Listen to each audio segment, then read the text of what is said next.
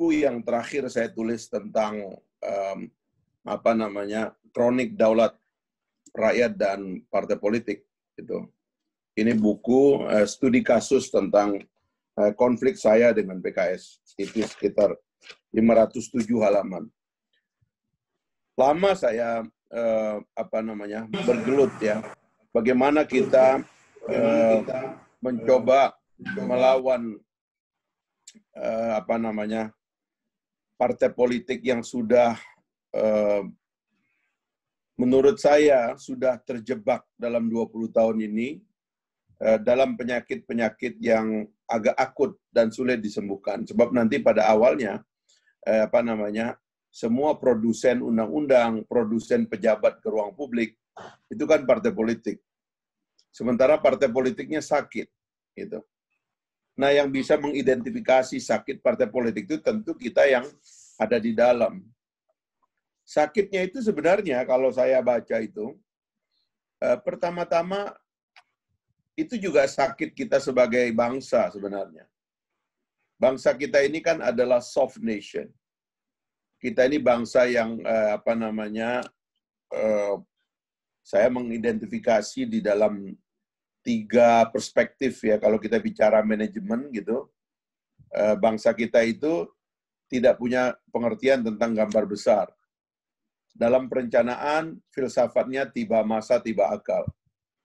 Dalam implementation, filsafatnya sibuk sama dengan sukses. Kemudian dalam kinerja, itu citra dianggap kinerja. Asalkan kita bisa bercitra, kita dianggap berkinerja. Itu adalah penyakit-penyakit dari soft nation, dari bangsa yang tidak punya kemampuan membaca gambar besar. Nah, partai politik itu menurut saya telah terjebak dalam satu sakit yang akut. Yang mereka sendiri akhirnya tidak tahu bagaimana cara keluar dari penyakit itu, dan penyakit ini sudah dianggap sebagai sesuatu yang normal. Living with kondisi barunya gitu, bahwa sakit itu dianggap adalah sehat baru begitu. Sakit-sakit itu adalah pertama, yang paling fatal adalah partai politik tidak lagi menjadi lembaga pemikiran. Saya tidak melihat ada satu partai politik yang masih komit dengan pikiran. Partai politik menjelma dan berubah menjadi mesin kekuasaan.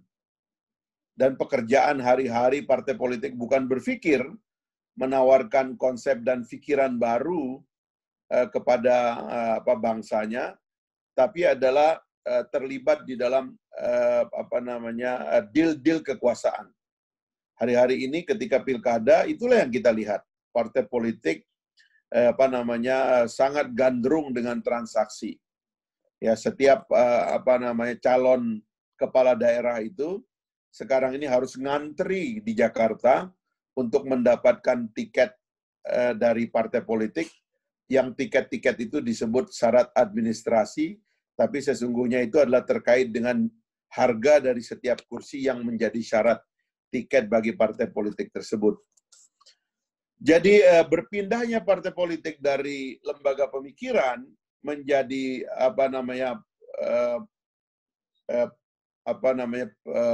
pemain kekuasaan, ya.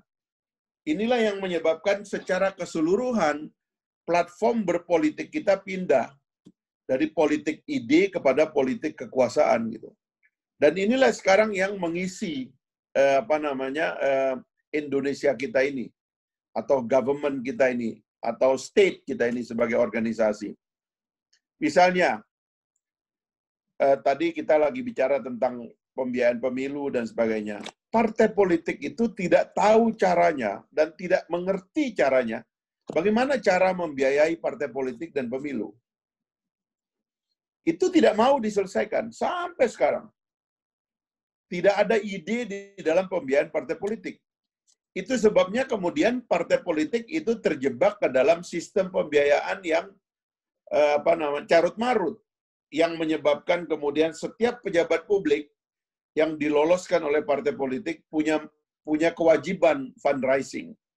Sehingga antara pejabat kita dengan upaya mencari uang tambahan bagi partai politiknya dan juga jangan lupa bagi dirinya juga, itu tidak bisa dihindari.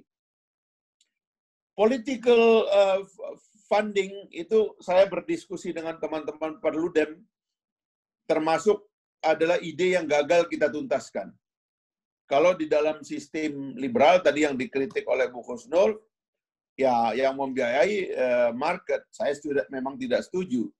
Karena kita ini bukan negara yang basisnya industri seperti di Amerika Serikat.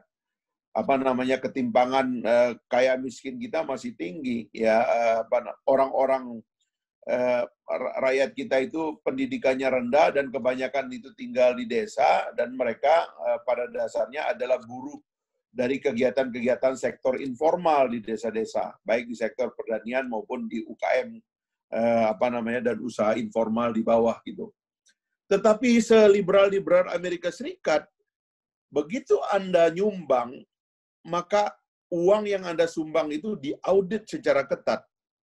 Dan tidak boleh ada uang sumbangan itu yang lari ke kepentingan pribadi. Tadi saya sudah katakan.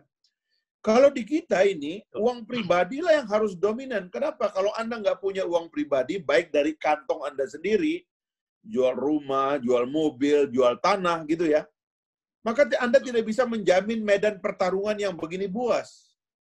Sehingga nanti kalau Anda kalah, misalnya tetangganya bilang, kasihan dia kalah, habis hartanya katanya. Ada yang jadi orang gila juga.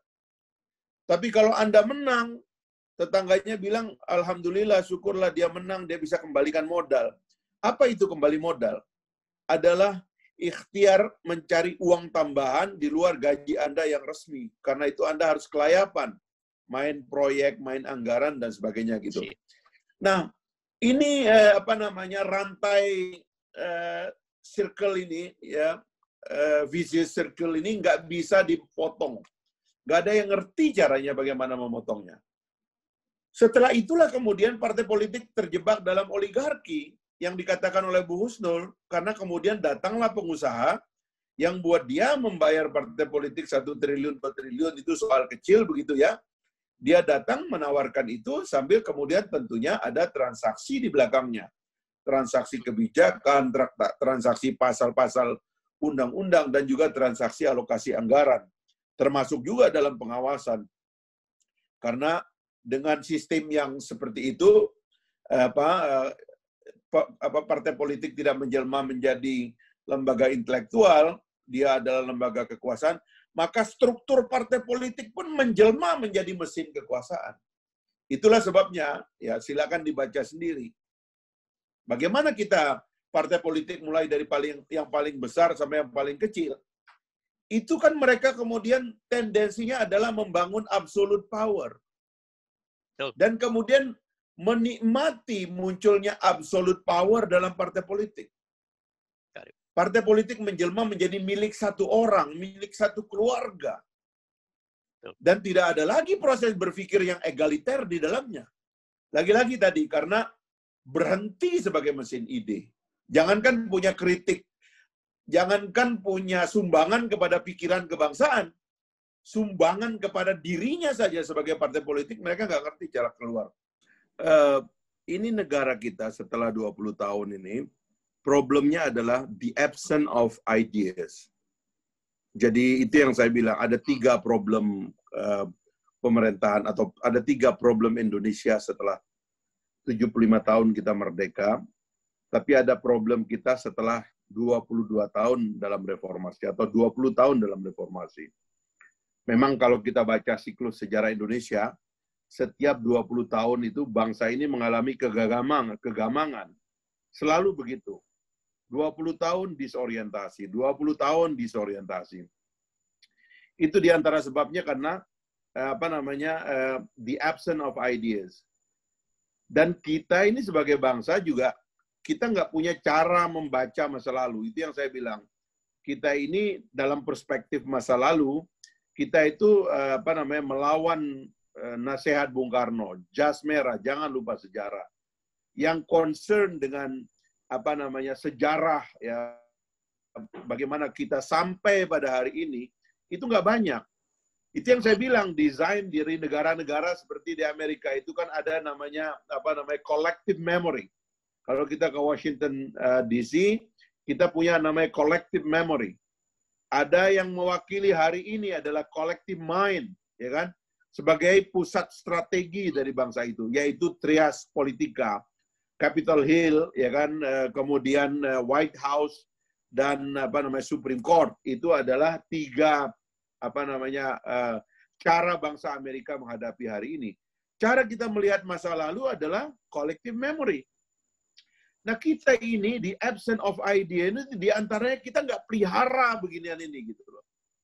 Collective memory kita siapa yang jaga? Itu nggak ada. Tiba-tiba datang kekuatan yang ingin ngebongkar Pancasila. Coba bayangkan itu. Udah selesai itu sebenarnya. Tiba-tiba perdebatannya mau dibalikin. Eka sila, Trisila, dan sebagainya. Ini semua problem collective memory. Dan sekarang hari ini juga, kita nggak juga punya collective strategi, collective mind to face our problem. Makanya di setiap 20 tahun, kita itu mengalami kebimbangan. Nah sekarang, the absence of ideas itu ada di mana-mana.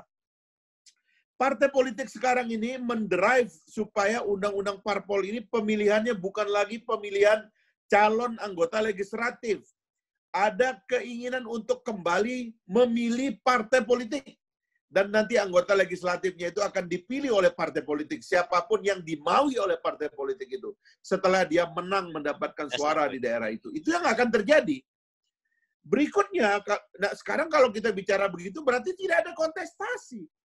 Tapi kalau kita membiarkan, maka saya kan mengusulkan basis elektoralnya diperkecil, ya kan? Itu karena negara kita ini sekarang menganut otonomi, seharusnya kita memakai sistem distrik dan itu diperkecil supaya apa? Kandidat di distrik itu betul-betul bertarung. Satu kabupaten, satu anggota DPR pusat. Pertarungannya itu akan lebih kuat. Tapi jangankan mau ke arah sana, kecenderungannya partai politik itu adalah memilih partai. Nanti anggotanya dia yang pilih. Sehingga tidak ada kontestasi sebenarnya. Perdebatan di kalangan partai politik kita nggak ngerti. Orang tuh berdebat apa. Tidak ada yang diperdebatkan sebenarnya. Karena pada dasarnya itu tadi yang Bu Husnul bilang. Tidak ada warna. Tidak ada ideologi. Nah yang kedua di Pilpres. Saya mengusulkan dari awal dulu. Indonesia ini terlalu besar. Dari Sabang sampai Merauke, 17.000 pulau, 34 provinsi. Kenapa perdebatannya cuma di Jakarta? Suruh orang itu berdebat di Papua. Agree. Ngomong kepada orang Papua, mau masa depan Papua itu seperti apa di tangan mereka itu. Jangan samar, jangan simbolik. Suruh dia berdebat di Aceh. Aceh itu mau diapain? Sekarang ini otsus sekian tahun. Papua dan Aceh itu seperti di seperti jangka-jangka gitu. Seolah-olah Papua dan Aceh tidak tuntas menjadi bagian dari Indonesia. Otsus diperpanjang setahun. Loh terus setelah tidak diperpanjang, Aceh dan Papua bukan lagi menjadi bagian NKRI. Yang begini-begini ini nggak diperdebatkan oleh Capres. Hanya datang secara simbolik, kasih hadiah, kasih sumbangan kepada mama-mama. Nah, karena itulah di masa yang akan datang, koreksi dari keputusan Mahkamah Agung yang membatalkan keputusan KPU itu, maknanya adalah biarkan ada putaran pertama bila perlu satu partai politik punya satu kandidat. Sehingga ini seperti sistem konvensi di Amerika Serikat itu. Ada preliminary-nya dan sebagainya. Biarkan orang debat dulu. Sampai kemudian kita melihat satu partai politik, satu kandidat, terjadi berbagai perdebatan, sampai rakyat itu tahu siapa sebenarnya yang punya kualifikasi dan kemampuan untuk mengelola republik ini secara terbuka. Lalu kemudian pada putaran pertama diseleksilah tinggal 2 orang. Pasti yang akan terpilih yang terbaik. Tapi partai politik kehendaknya lain. Alasannya katanya menghemat. Padahal mereka mau kong kali kong siapapun menang orang kita. Right. Yang begini-begini ini menurut saya nggak bisa dilawan oleh kita karena kalau presidennya tidak bisa kita ajak, berbahaya bagi demokrasi kalau segelintir orang mentukangi undang-undang pemilu ini dan proses pemilihan pemimpin ini sehingga yang terpilih dari kelompok mereka aja gitu. Bah, itu berbahaya sekali saya kira. Forum Tanah Air mengucapkan terima kasih. Dan jangan lupa untuk subscribe, like, dan komen video-video kami.